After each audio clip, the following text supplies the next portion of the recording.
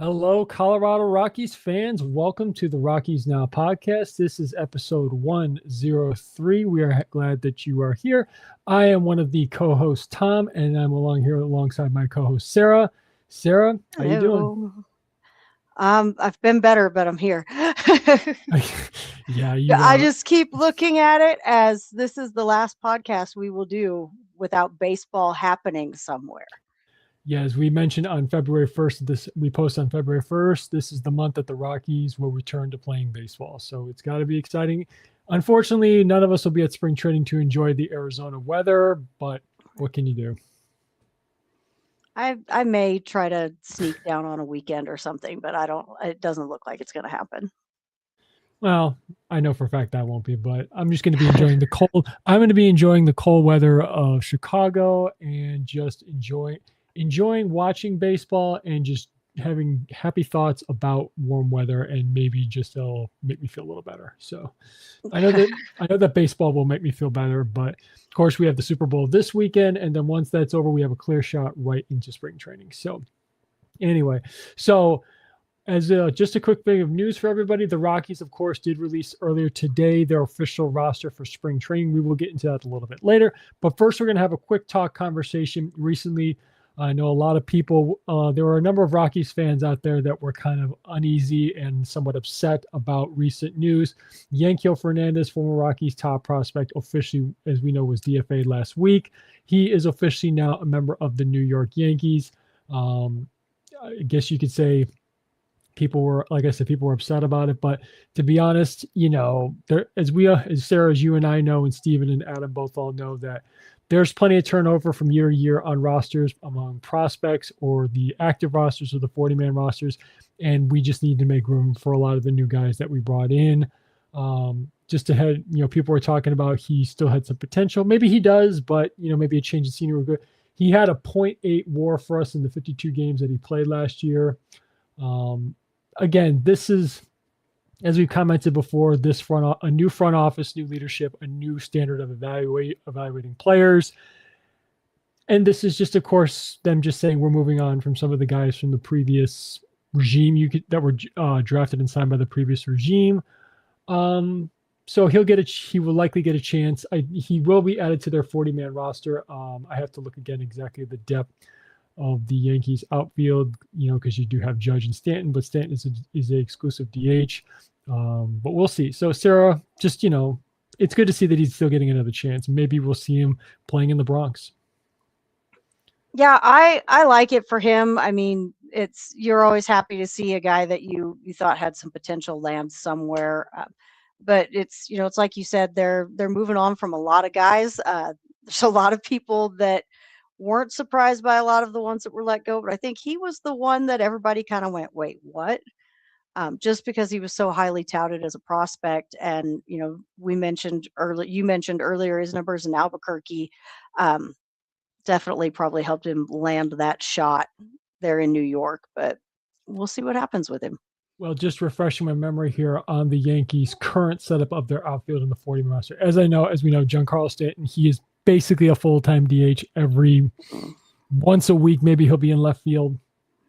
So, as of course, Judge is out there. Cody Bellinger did come back. Trent Grisham did come back. One of their top young guys, Spencer Jones, is of course going to be in the running for that fourth, fifth outfielder spot. And of course, Yankiel mixes in with also Jason Dominguez.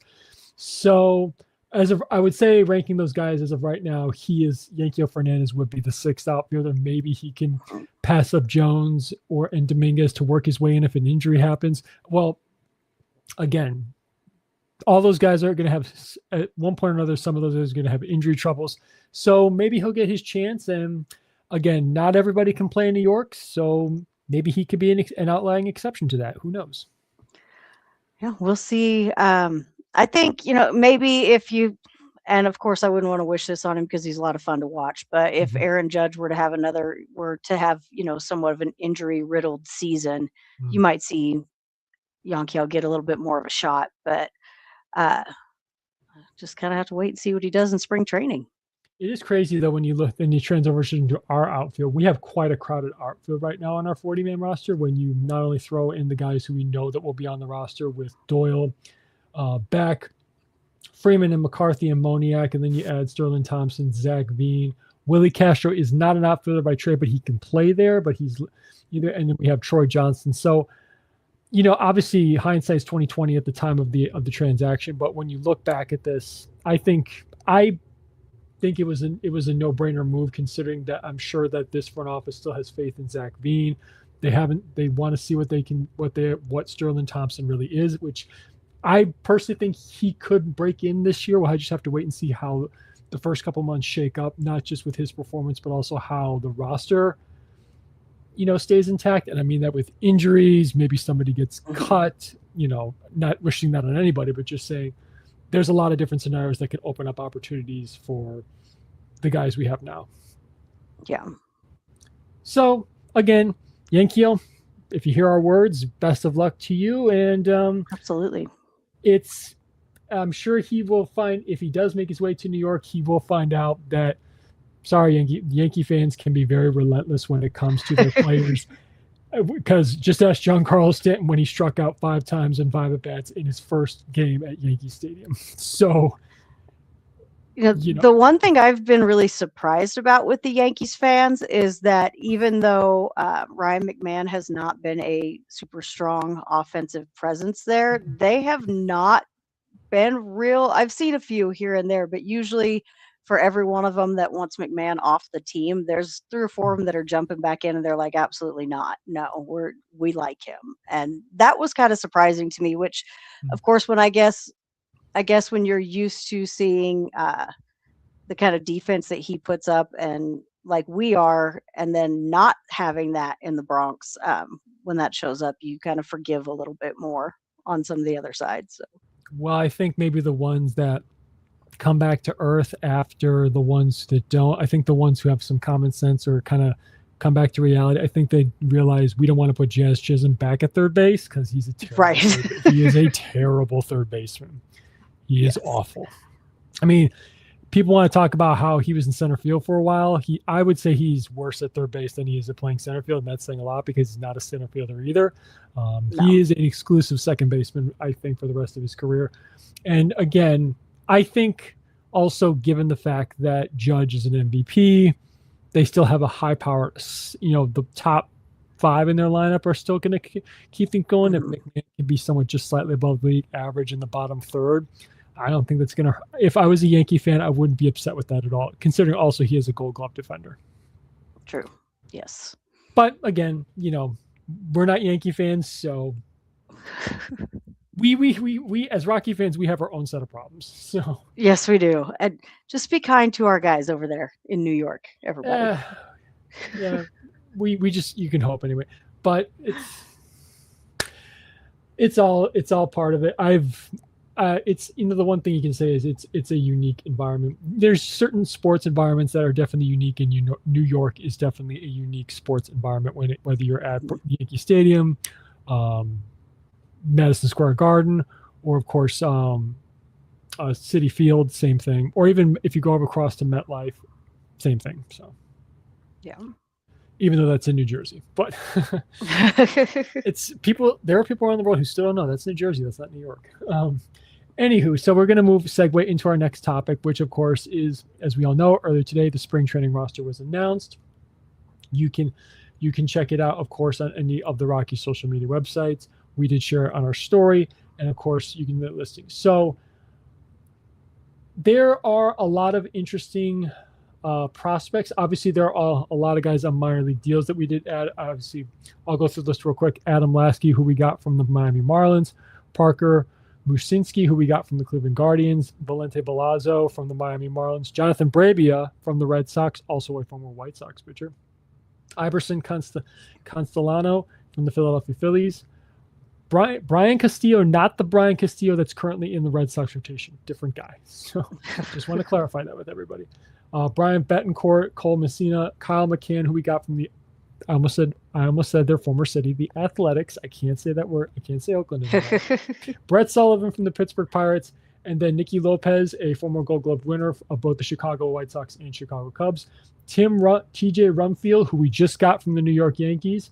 Mm-hmm. Going to be personally, I'm going to talk about it later, but I'm excited to see how he plays in spring training. Drew Evans from the Brewers, and then Vamil Machine from the Baltimore Orioles, and Chad Stevens from the LA Angels. So I know, Sarah, you and I talked about it in the meeting, in the pre-show meeting. Nicky Lopez, I think you and I are both excited to have him Yeah. because he's not a great offensive player, but he is a very solid defensive player. He actually is from the Chicagoland area. He grew up not too far from where I grew up, down in the western suburbs of Chicago. So, I mean, it's a good mix. It's a good mix of veterans in at all different positions. There's nobody else that really truly stands out to me of the ones I know, but we'll have to wait and see. I mean, some could make the 40-man roster at some point during this season. Yeah, I think I didn't see anything that really just jumped out at me as like a huge invite, but there's a lot of um just I'm looking over it right now again. I mean, there's a lot in here that could be really surprising, just kind of looking at things, of course. Um, and we'll get into it a little bit more when we talk about the F war discussion Mhm. portion of this. But um, you know, Well, I see a lot of potential in this, and of course, you see. I just think it's funny to see his name even on there, Chris Bryant. well, real quick, while you bring it up, I'm not sure if I've talked about this on a previous episode ever with you or with Steven or even Adam for that matter, but with this new leadership, I want to know what kind of discussions they've had with Chris Bryant. I I'm wonder, dying to know. I would love to know, well, first of all, they're not only talking to Chris, they're talking to his agent. Because if money's involved, I guarantee you Scott Boras is going to say, wait, hold on a second. What are we talking about in terms of spreading the money out? At some point, I think they're going to make an Anthony Rendon deal and kind of agree to a settlement over the next several years whenever they cut him. But I would like to know, first of all, if I'm Paul DePodesta, I'm talking to Chris Bryant's doctors. I want to know, hey, you need to tell me what in God's green earth is going on here. What do Mhm. you see, and give me an honest opinion of what can we get out of him. Yeah, and I think I think at this point the conversation kind of has to be, um, what can you contribute to the clubhouse side of things? Because Mhm. obviously, I very highly doubt we see Chris Bryant taking it back this season. I could be wrong, but I just don't see, just from the last update that I saw about it, it doesn't look to me like we're going to see anything out of him. Um, but if he can serve, some, it's a very expensive mentor to have, but they're going to have to be talking about what kind of role he can take on in the clubhouse. I think, and I think we've kind of touched on this before. I don't think we see a buyout Anthony Rendon style at Mhm. least till next year. I think this is the last hurrah. I agree with you. This is given that this is the first of the last 3 years that he has left, 6, 7, 8. I think at this, well, one question I would like to ask Chris Bryant, I'd like to know, hey, do you know how many miles you can run without having back pain? Because that'd be the first thing I want to know, which would give me an indication as to maybe give me an indicator as to how often he can play as far as games played in terms of starts or maybe such. Mhm. Again, I'm just running scenarios in my head, but I would just like to know exactly what is the plan. And I know that when spring training starts and they start talking to Burns and DePodesta, they're probably going to give us the typical front office speak of saying, quote, we're having those discussions and we'll let you, and we're just going to work things Yeah. out, and then end quote. That just, I'm paraphrasing, but I don't want to. It's just that's what I think we're going to hear. And then KB's going to do the same. He's going to get a script that's given to him by the Boris PR team, and that's what he's going to stick to. Yeah, and Luke over here mentions that he is insistent that he's rehabilitating to play, and I Mhm. that is everything that I have heard from him, is that he wants to play. Which I respect him for that, Mhm. for not just throwing in the towel and saying I'm done. But at the same time, it's also like, hey man, you could do us a huge favor by saying you're done. Um, but I think I know that's his ultimate goal, but I he's also said several times that, sometimes he can get a couple swings in before it starts hurting. Sometimes it's the first swing and he's hurting. There's Mhm. been times I've seen where he has mentioned that sometimes it is very difficult to get out of bed. Mhm. Where is he at right now? Because this has been a few months ago, of course, but um, where I would like to know where he's at right now. I really wish, and I think it would be. I know fans are really salty with him for all of this, but I wish he would have been at Rockies Fest. I would have loved to have a chance to speak to him a little bit, but um I would love to see him get back out there. I've always had a lot of respect for how he plays, but Well, I just don't know that that's our reality anymore. well, he's a competitor. He's a pro athlete. He's a very competitive man, which is why it doesn't surprise me that his mentality is he wants to try to play, not just for the sake of he has to because he's a highly paid athlete, but just for the sake of he want. I know he doesn't want to go out this way. So many players go out Right. because of their bodies just betray them. I know he doesn't want to be that man. Maybe if I'm him, I'm thinking I'd like to play one more 135 game season and just try and Mhm. be a little above league average and go out that way. If that's what that if I was again, I can't put myself directly in his shoes and feel what kind of pain he's feeling, but that's what I'd be thinking if I was him. Yeah. And also, Wild, no, the lockout will not affect any payments. Just to clarify, lockout's not going to affect any salaries. What players, the contracts players have agreed to and are on the books with all 30 clubs, are what is going to be paid out when an agreement is reached going forward. So the lockout's not going to affect anything as far as current salaries that have been agreed to. Even also the deferred money is well, but an interesting discussion for that is going to be how much is the league going to put a limit on how much money teams can defer? Yes, Dodgers, we're looking at you. Yeah. And see, I think that that would be a decent middle ground to all of this to get some baseball played in 2027, would be to cap deferments, because I mean, the players are going to fight tooth and nail against a salary cap. Um, but I think maybe capping deferment could be somewhat of a middle ground they could reach there. You, But at the same time, a longer lockout in 2027 could be something that could benefit Chris Bryant in that. Let's say he doesn't get to play this year. If he's got, an extended period of time in 2027 and he is putting his focus on rehabbing in 2026, maybe we could get a decent Chris Bryant at the very end of the contract to close out that career. Because I feel the same way you do about it. I know that's not how he wants to go out. I would mhm. hate to see him go out like he is right now. Um, and I wouldn't mind seeing very limited, little to no play from him this season if it meant that we could get something out of the end of that contract. Given how his career start, again, reminder to everybody, in 2015, he was the National League Rookie of the Year. In 2016, he was the National League MVP, and then, of course, led the Cubs to the first World Series in 108 years. So, I mean, that's quite a start to your career in your first 2 years. Yeah. And now look at the last several years. This is not how you want to close the book on what could have been what could have been a Hall of pretty good career, not necessarily a Hall of Fame career, but still, I know he wants to go out all over it.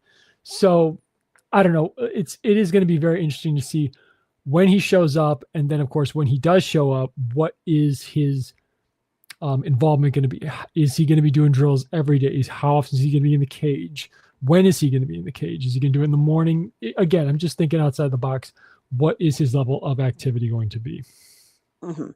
And then, of And I course, think oh, I real think you'll quick, see a lot of people with eyes on that. and then of course, the big question is going to be, okay. I mean, the big question answer is he going to be there for opening day?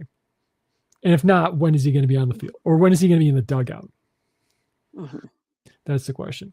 But one thing I'll say about as far as this new front office, I'm interested to see how the pitchers they brought in. Again, to add to the names I already mentioned, they also have Connor Eaton, who's our number 28 prospect, And Sean Sullivan, who's one of our top 10 prospects, he is a very good pitcher.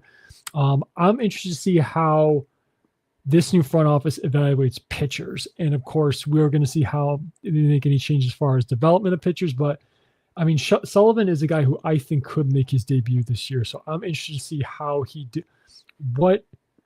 things go with him at spring training and just how he looks, what the new pitching coaches think of him. And, that's a guy that's a position group I'm keeping my eyes on. Oh, I'm very, very interested in what they're going to do with the pitchers at spring training. And I mean, it's a list too. Yep.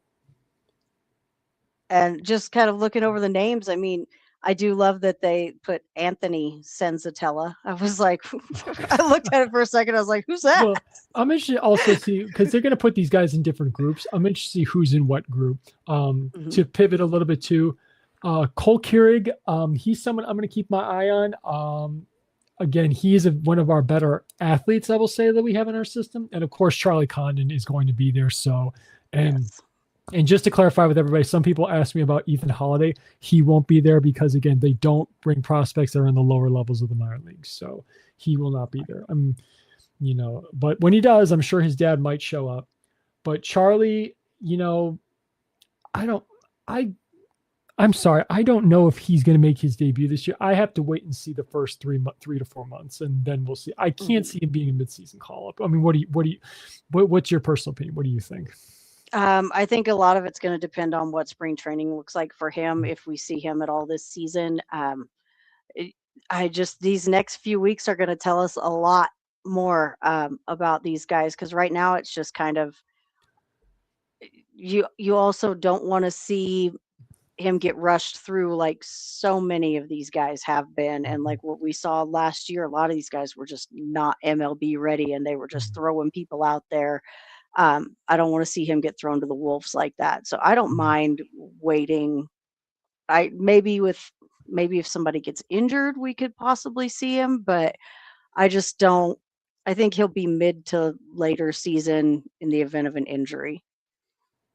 Yeah, I mean, our friend Chris, who has the Hoops and Homers podcast over at 52 Media. If you're not a subscriber, you don't follow that show, you should definitely check it out with our good pal Chris. He did mention on his recent episode how there is signs that Chase Dollander might have been a little rushed to the major leagues, and that is, of course, an arm we do not want to waste. That's an arm we don't want to flame out. So again, this is a different approach, so I have to wait and see. But with Condon, I agree. I don't think they should rush him at all, even with an injury, because again, TJ Rumfield, that guy's got some serious talent. Not to mention, I keep forgetting about him. Not to mention, Condon's a righty, Rumfield's swings from the left side, but Rumfield's slightly bigger than Condon, which is kind of strange because Condon is 6'6". So, and see, he was one. I missed him at Rockies Fest. I kept looking for him, never did see him. Oh wait, no, I did. It's hard to miss him. Oh yeah, that's right. It was him at the Kids Family Feud, not Cole Keurig. I don't know why I got that switched around.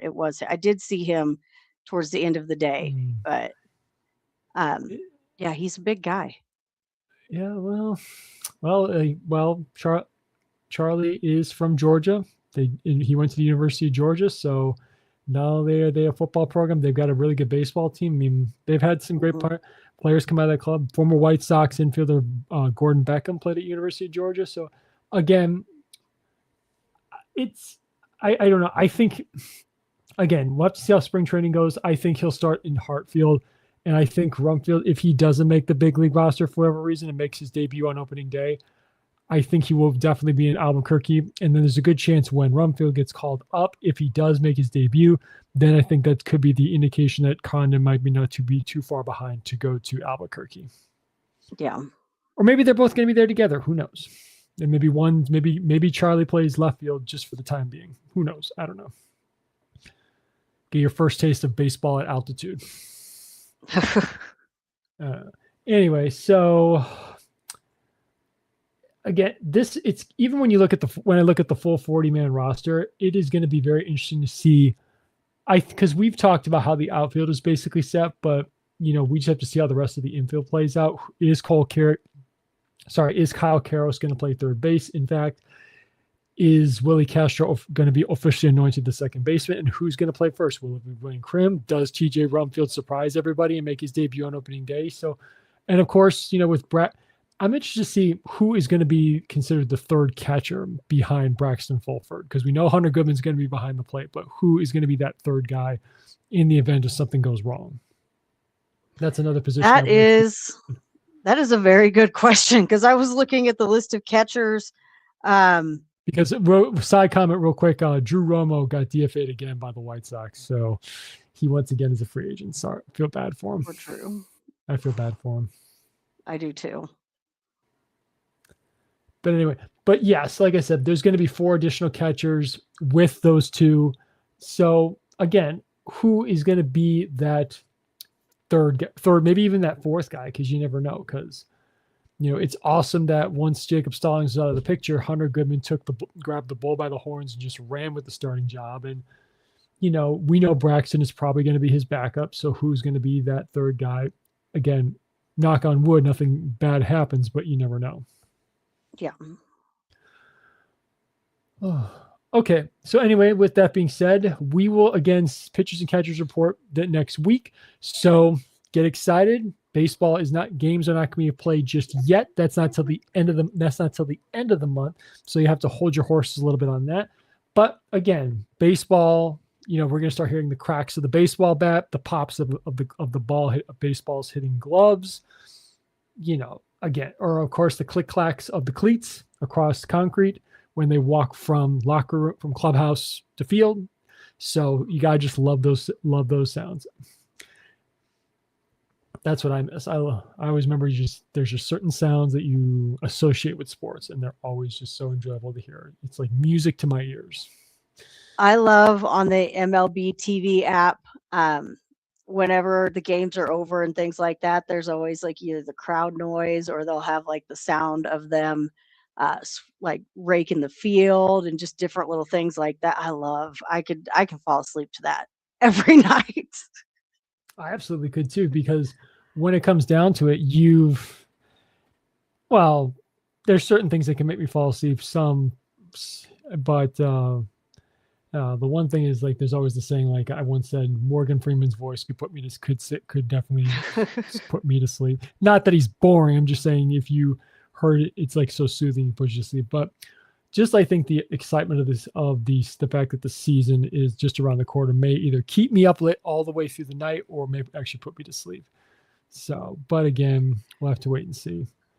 Just going to catch up on some of the comments here real quick.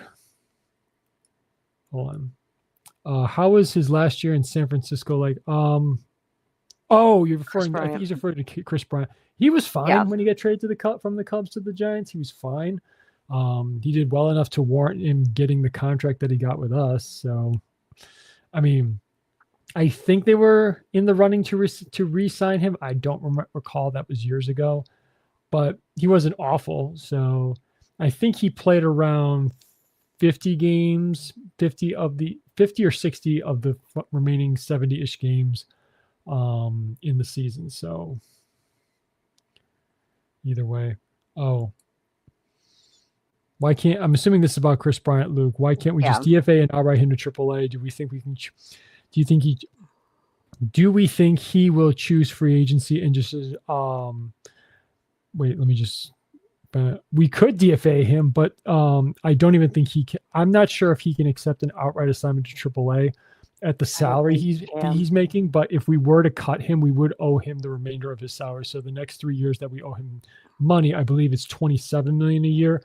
We have to pay that all the way until the end of 2028. So we could cut him, but then we have to pay him not to play.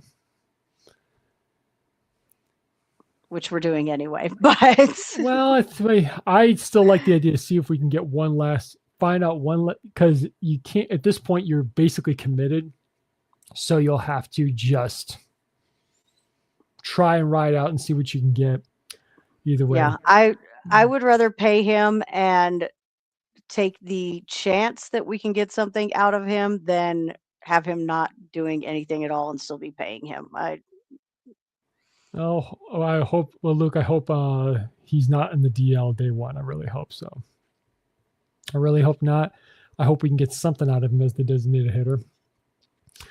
Blaine Crim, I think as of right now, he is the front runner for to play first base on opening day at this very point. That can change. I'll just double check the Rockies depth chart. Yeah, as of right now, as far as I know, Blaine Crim is the one that's slated to be our opening day first baseman. But again, that kind of goes back to let's see what happens in spring training. TJ Rumfield could be a surprise there. We'll just have to see what happens. Rockies.com has Julian as the starting first baseman. Oh, he's listed as a starting first baseman. So okay. The infield is Tovar, Castro at third, Ritter at first. So some people believe that Castro could start over Karros. We'll have to wait and see how that shakes out. And then Ritter will play second. Then Julian will play first base. So to answer the question, he's in the mix. He's in there to earn the spot. We just have to wait and see how it plays out because, again, with Julian being thrown in there, you also got, as we mentioned, Rumfield is going to be in there. Charlie is going to get drill reps, obviously. I don't know how many game starts and game at bats at first he's going to get. We'll just have to wait and see. He's going to get, if you rank him, he's probably going to get the fewest. So we'll just have to wait and see how many he does. But I would say Crim is in the running to be the opening day first baseman. When will we see swings from KB at those first day? Well, he's hopefully been swinging right now as far as training in the off season.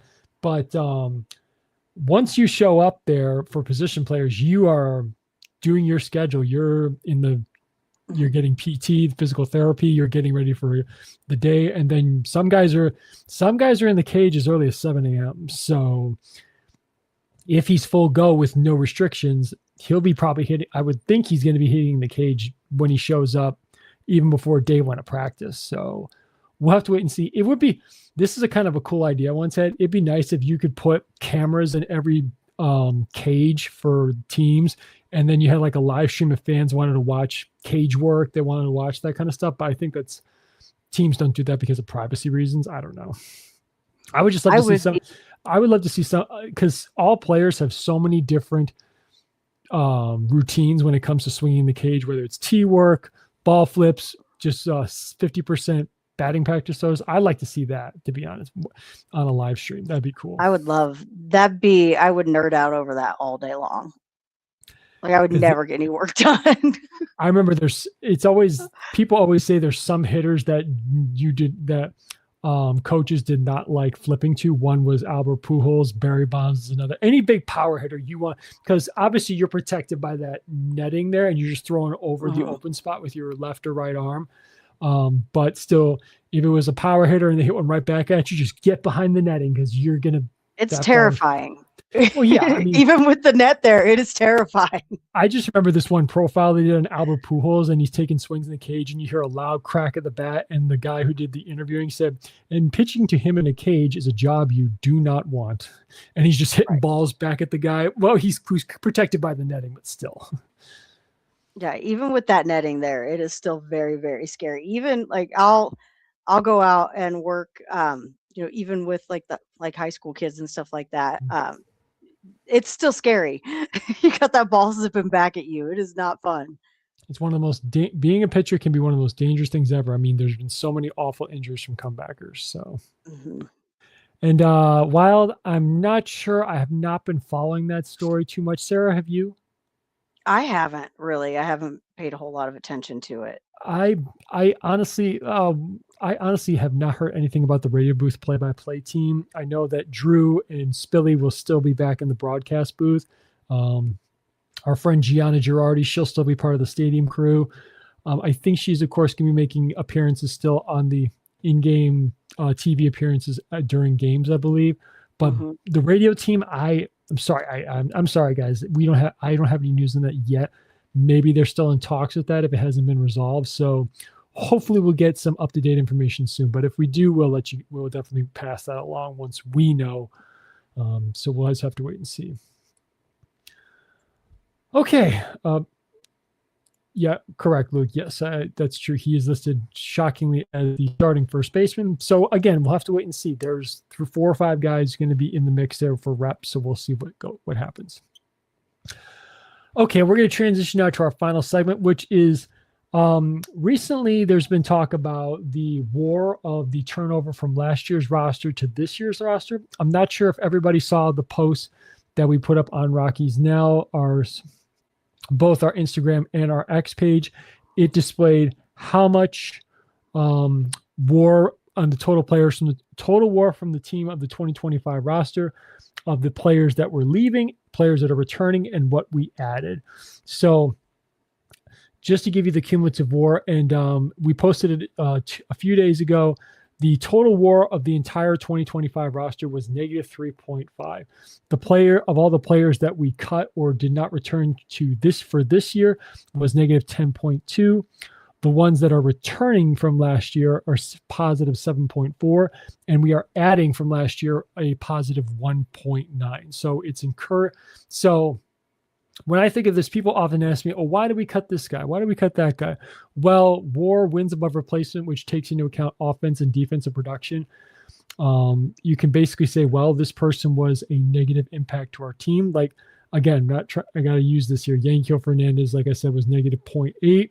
So that is a reason why he is no longer with us. So we can go into more specifics in just a second about certain players. But Sarah, do you have any thoughts on anyone specifically that sticks out as far? But also, I have this pulled up too. Fangraphs released their 2026 projections for our current roster. So we'll get into that in just a minute. But what do you think? I mean, as we've talked about, this is a whole different way of evaluating and compiling a roster. So I guess you could say DePodesta and Burns are somewhat not messing around. I mean, we haven't made any flashy signings, air quotes there, but I wasn't expecting us to be honest, at this point. Really, I was kind of, of course, we've talked a million times about how nobody that has been let go was really that surprising. But when you see the numbers put out there like that, then it really kind of makes you go, oh,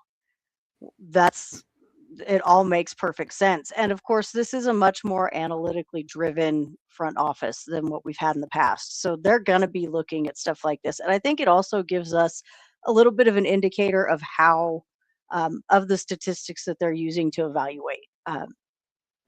And it's, to me, that's about as clear as you can get when you cut negative 10.2 off the roster and what you had left. And of course, you do also have to look at the fact that even though it's only a 1.9 addition, a lot of these guys were having a little bit down years last season, but that doesn't mean that that's going to be a perpetual thing for them. Again, as we've said several times as well, sometimes a change of scenery does a guy good. I mean, look at Mickey, settled right in. Definitely one of our top war guys. But I do I'm a big fan of this more analytics driven approach. And I think they just immediately went through this and cut the dead weight. Well, and then let's see where we're at. Well, specifically, if you don't mind, I'd like to just talk over a couple guys specifically. I mean, our most valued reliever this year was Jimmy Harrogate. He had a WAR of 1.3, and his Fangraphs projections for 2026 is they only have him at 0.5, positive, that is. They have, if you don't, I'll just read it off. They have him pitching 77 innings. Last year, he pitched, 83 and a third. Just want to make sure I get that correctly. And he had a 2.48 WAR. They have him this year at a 4.58 WAR. So they're expecting quite a bit of regression from him. They're actually, I don't know. I don't know if I agree with that projection. They actually have his K strikeout rate going down just a bit. They don't expect him to do much walks. They actually are expecting him to convert a couple saves. They actually so I don't know. I think with Jimmy now, again, with relievers, there's always a famous saying that I hear all the time where relievers can be very back and forth when it comes to year after year. Mhm. There's unless you are a closer, I would say, then there's typically some relievers can have good or bad years considering how few innings they pitch. Like starters, if they have a bad start, they can recover with a couple good starts after that. Um, I don't know.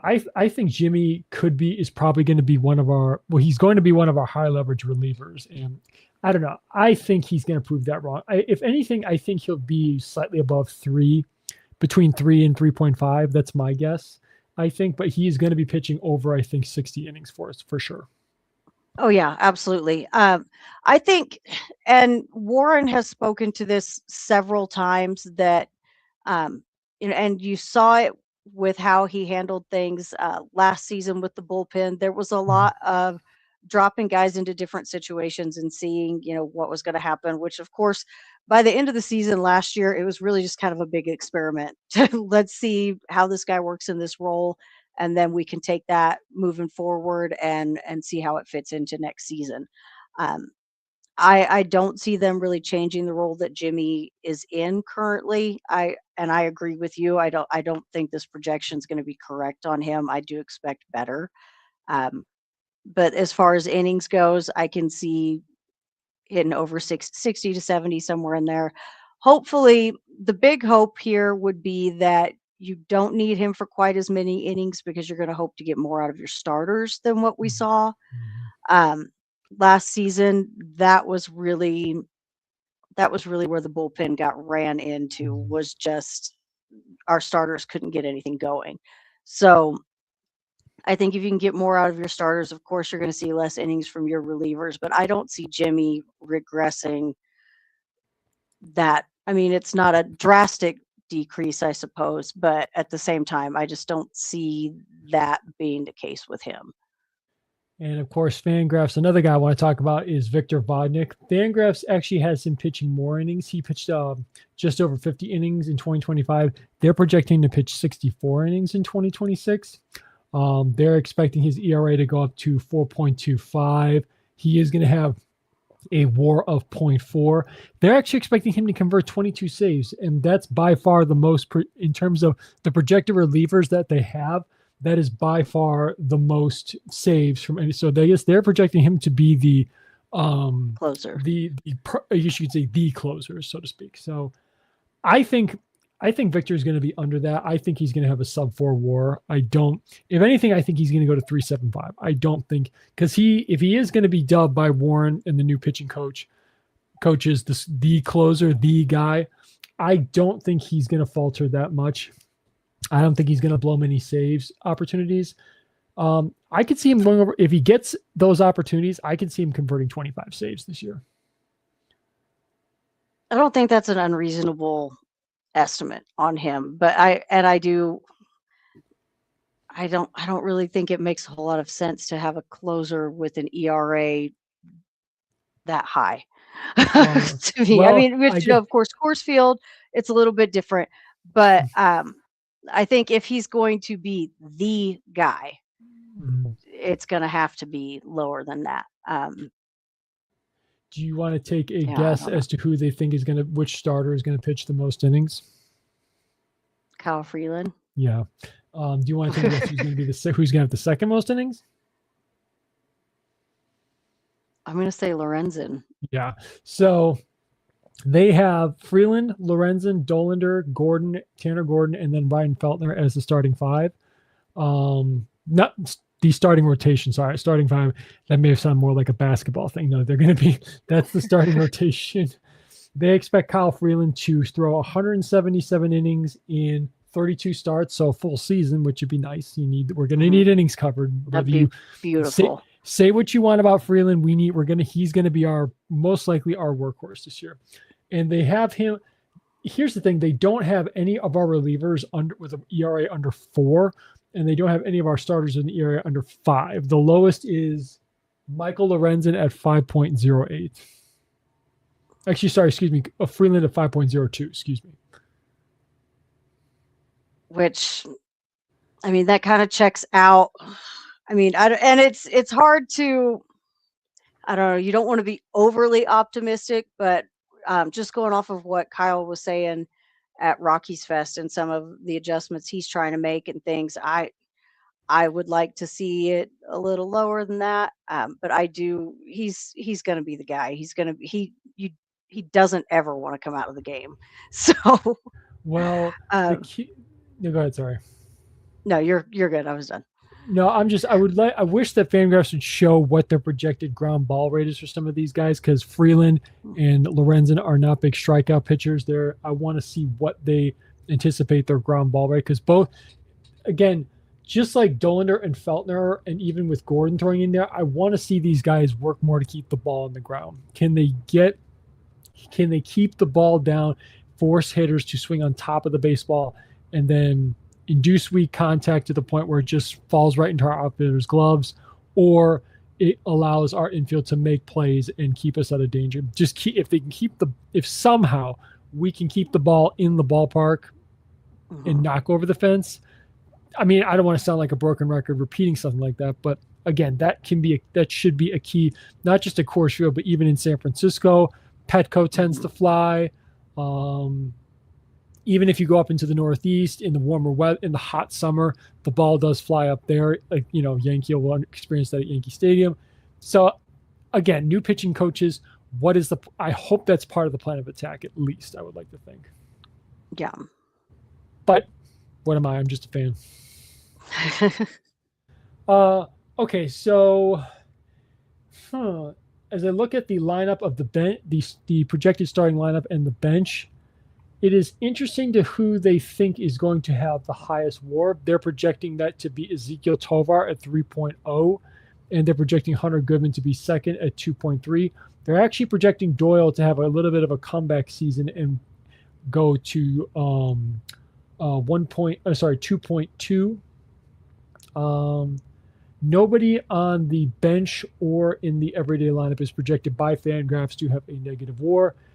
That is encouraging, but I don't know. I mean, the only two guys with wins with a WRC plus over 100 are Moniak and Goodman. Again, projections are projections, but we'll just have to wait and see. I'm just interested to see how this lineup is constructed. We know that Hunter Goodman is going to bat third, but is Doyle going to lead off, or is Doyle going to bat third or second, and then Goodman bats fourth? It's going to be interesting to see how they put this lineup together. But I think Jake McCarthy is going to lead off. That's just my personal opinion. Do you think it goes back and forth between Jake McCarthy and Tyler Freeman for a little bบ? Ooh. Because Freeman was a great leadoff hitter. Oh, man. I think it's a distinct possibility for sure, but given McCarthy's speed, I mean, the guy has over, it was the last three, not last year, but the three seasons prior, he had over 25 steals. So getting that on base, I think, is going to be key. Plus, also, if he does get on and keeps the attention of the pitcher on him, that is going to bode a little bit better for the guys in the heart of our lineup. The thing that I really liked, and it could be something that we see again this year, when Warren had Tyler hitting ninth and Beck leading off, I thought that was a great way to turn the lineup over.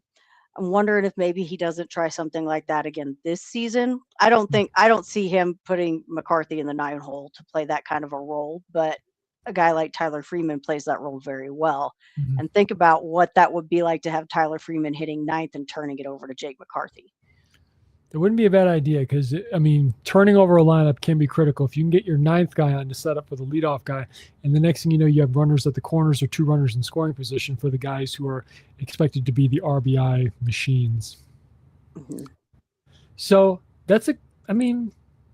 who knows? I mean, the good news is, I think, with this new approach and this new kind of slightly revamped roster, it gives Warren options on how to mess around with the lineup and change things up, so to speak. So I don't know. Well, I don't know. The good news is I think they have options. Unlike last year, they just kind of, I think you could say Bud Black just threw darts at a wall and just hope something stuck. Bud Black's lineup was exactly the same every single day, with the exception of whether it was a right-handed pitcher or left-handed pitcher, whether it was going to be Nick Martini or Sean Bouchard. That was the only thing it seemed like that, and Hunter Goodman and Jacob Stallings. That was like the only thing that ever changed in the lineup. And I mean, I think it probably made the guys that put the player cards for the starting lineup happy at Coors Field, but it just didn't work. Well, it's that's ultimately what led to his what one sorry one of the things that Yes. led to his demise because you could just say, hey, I don't know. It just seemed. I mean, we've talked about this before, but it just seemed as if at some point the fire was just kind of let like the kind of or you could say the fire was no longer burning underneath his what. Mhm. So um so while I wanted to answer this question that Wild isn't here, where did he in the lineup did Jake hit in Arizona? I looked at his career splits for batting order positions. He is mostly batted sixth. He's played in his career. He's played 119 games at batting sixth. Then second is batting seventh at 73. He's only let off 12 games in his career. So, well, I that's in Arizona. He did play, of course, in a lineup that had guys like Corbin Carroll, Evan Longoria was there for a season. You also had Alec Thomas and etc. I'm trying to think. Oh, Geraldo Perdomo, and of course you had. I'm not. I think he did play with Paul Goldschmidt at a brief period of time, but again, this is a different lineup for which there's going to be more opportunities for him to have more at bats if he bats up higher in the lineup. I think he's going to bat in the top 2/3. So from 1 to 6, I think that's where he's going to be somewhere. That's my personal opinion, but we'll have to wait and see. Oh, and to your point, Sarah, here's here. Go ahead and yeah, I'll let you. I I think this looks really good. Luke says McCarthy hitting first, Freeman hitting second, Moniak at DH at third, and Goody at cleanup. I like it, Luke. I think it would be great. That's a lot of pop from 3 and 4 right there. I think that's a great combo, and it's something. Moniak and Goodman remind me a lot of the Austin Riley Matt Olson combination that Atlanta likes to run when Austin Riley is healthy, because Matt Olson, of course, is in the lineup every single day. But there for a while, it seemed like you would just go. They would go on these streaks where Austin Riley was hitting third and Matt Olson was hitting fourth, and it was just back to back bombs all the time. Um, and I think there's some potential for that. But where do you put Jordan Beck in this lineup? Or where do you put Bretton Doyle in this line in that lineup too? Because again, he had a personal tragedy last year that clearly did affect him, and that's understandable. I'm not going to hold that against him at all. I've never gone through what he went through, and I hope that he and his wife are doing just fine, all things considered. So I think he still is a star level player. Um, so I personally still think he's going to be batting in the top somewhere from 1 to 5. I don't see him dropping to the bottom third. He is still an elite. Not only is he an elite defender, he has the ability to be an elite level hitter. I'm not saying he's going to hit 50 home runs like Aaron Judge would. You'd expect to. I'm just thinking I think he can be a 30-30 guy. He can hit 30 home runs and have 30 doubles in one season. Or sorry, 30 steals in one season. Excuse me. I That's my. think I think depending on what these hitting coaches are doing with these guys, the lineup kind of becomes really tricky when you stop and look at some of the flashes of potential that we've seen throughout the lineup, because Doyle can be consistent. I mean, you've got Tovar, who is a doubles machine when he's really Mhm, on top of it. You've mhm, got Jordan Beck's power that we have seen at times. Um, then you have Mickey, you've got Hunter, you've got Tyler, you've got Jake McCarthy, you've got who's going to be, depending on who's at, where does Ryan Ritter fit into that? Because he's not slow. Like this is a lineup that could be really, really pesky on the base path mhm. with Which would go ahead. Sorry, I'm with the sorry. right motivation. That's good. I think that's what could be a new approach. If we can be not only smart with base running, we can also create problems if we are, as you put it, that's the way to put it, pesky on the base paths. Because if you're threatening a steal if you're moving too far off of second or first, you're gonna at least have the pitchers a little bit of the pitcher's attention. Yeah. I think this lineup as it kind of stands right now has the potential to really be, and I mean, you've seen teams that are just a they're they're just kind of a menace when you Mhm. get runners on, it's crazy. And I think there's a lot of potential for that to happen with this club. Like they could really, really cause some pitchers some headaches. But um, and we saw little flashes of that after Warren came in and really started pushing this. You're stretching out every hit. You want that extra 90 feet. We're going to be more aggressive on the base path. I think they've put together a really good lineup for that. I I agree. Um, to answer Luke's question, Kyle Freeland pitches 170 innings. Yes, I believe he will. I believe he'll have Mhm. 32 starts and 170 plus innings. If he gets 200, that'd be amazing. So That would be great. maybe somehow he gets there. Who knows? It'd be awesome if he does. I think 2018 he pitched two. It was either just below or just above 200. I have to look it up. I don't remember exactly, but I'll look that up another time. Um, but I think to the point is it wouldn't surprise me if Hunter Goodman is in fact batting cleanup. Um, if you bat McCarthy, it would be nice if somehow they can go lefty righty. And if you like, if I in my head I could see McCarthy, Doyle, maybe Moniak goes third, and then Hunter Goodman goes fourth, and then you play it and you go with it from there. Mhm. That's what's working in my head. Yeah. And then of course it's not a bad thing to have maybe Tovar, then back after that, and then go down the line. I would say, but again, that's just this is me pre spring training, so we'll see how it goes after as spring training progresses and the roster takes shape. We'll have to wait and see. So, but it is exciting. Baseball is right around the corner. I would love to be a fly on the wall while Warren is putting a lineup together just once or twice, just to see what goes on. And I know he's talked about it a little bit, but I that's like one of the lineup construction is one of the most fascinating things to me. And I love to watch a manager put a good lineup together and see how all of it works together and what their thought process behind it is. I think it's so cool. Um, I would love to be able to sit and watch Warren do that just once. Mm. I would do that for most managers too, especially um, especially when, of course, they have to take consideration. Okay, I plan to give this guy the day off, or this guy's not feeling too well, Mhm. or this guy all of a sudden showed up sick today and he cannot make it onto the field. And then, of course, there are. I can't confirm or deny which teams do this. I know there are some organizations for which their front office gives the lineup to the manager. Ooh. One, I believe that does that. I think the Rays do that. I think the Rays front office works together, compiles lineups based on this, and that with their alls together, and then Kevin Cash is given the lineup. Now, whether or not he can um, uh, protest Make any that and decide adjustments? to say no, I want to do this and that, I don't know.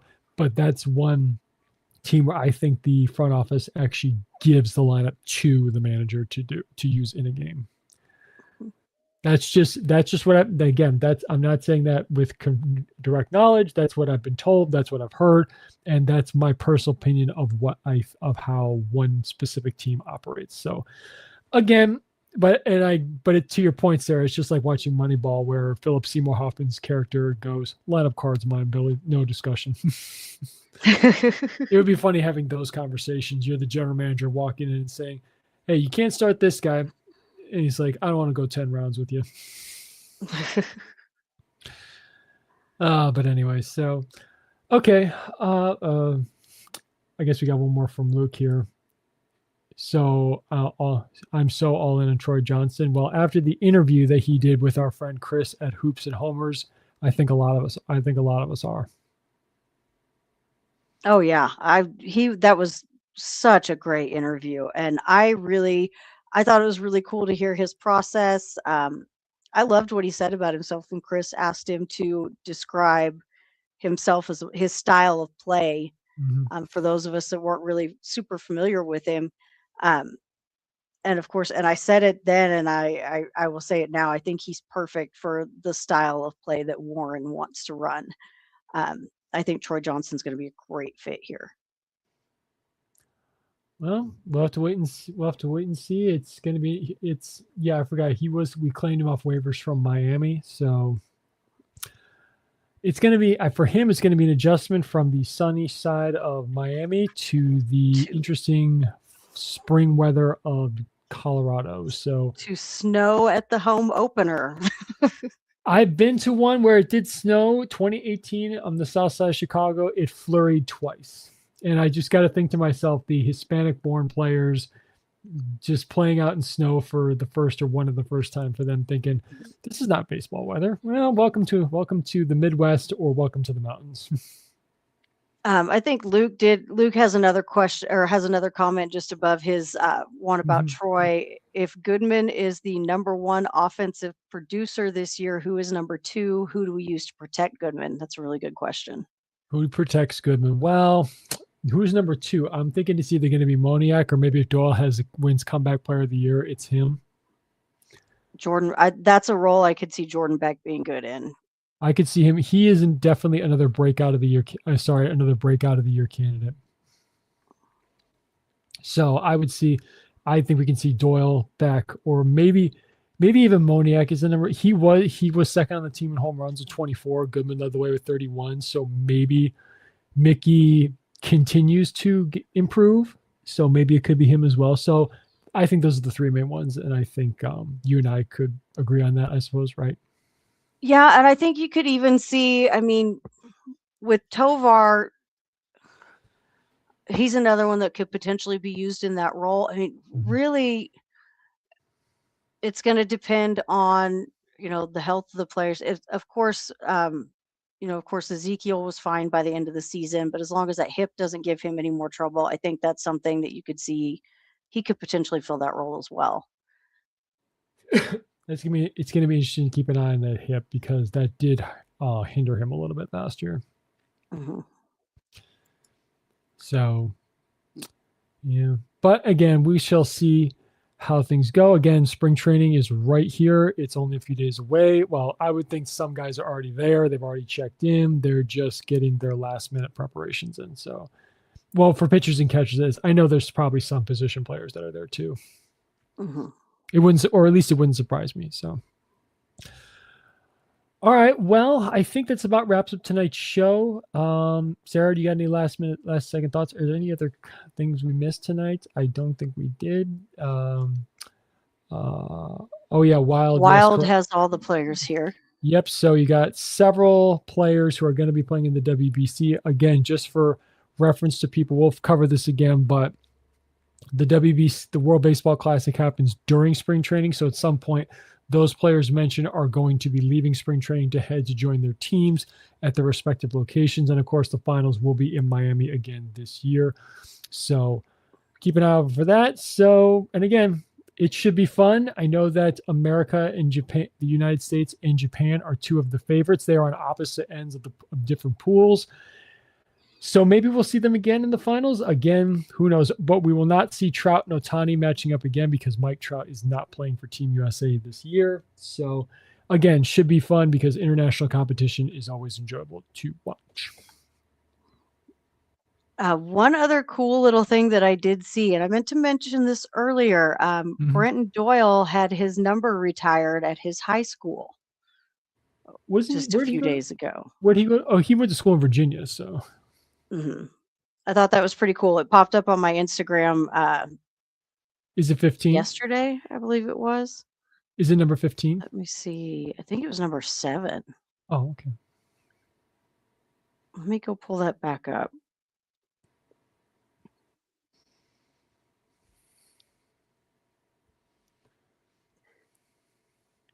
It says on February 3rd, his high school kettle run decided to retire the number 7, which he wore during his 4 years there. All right. Well, there you go. Good for him.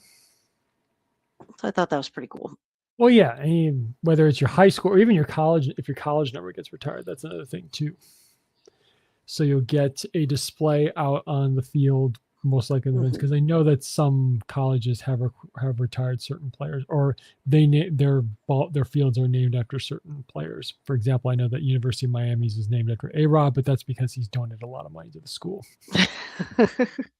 That's a whole separate. All right, that's a whole separate. I don't want to bring him into this. He has no affiliation with us. Anyway, so okay, well, again, everyone who joined us on X and YouTube, and if you're listening on Spotify or Apple Podcasts, thank you so much for tuning in to watch or listen. We really do appreciate it. Again, if you want to enjoy more Rockies news coverage, Rockies news coverage and any other opinions, comments, or discussions, please be sure to follow us on Instagram, X, Threads, and be sure you are subscribed to our YouTube channel and on Apple Podcasts and Spotify for up-to-date episodes. Again, we are going to be releasing highlight videos throughout the rest of the offseason and into the season. So be sure you keep subscribed to our YouTube channel to see those as they're released.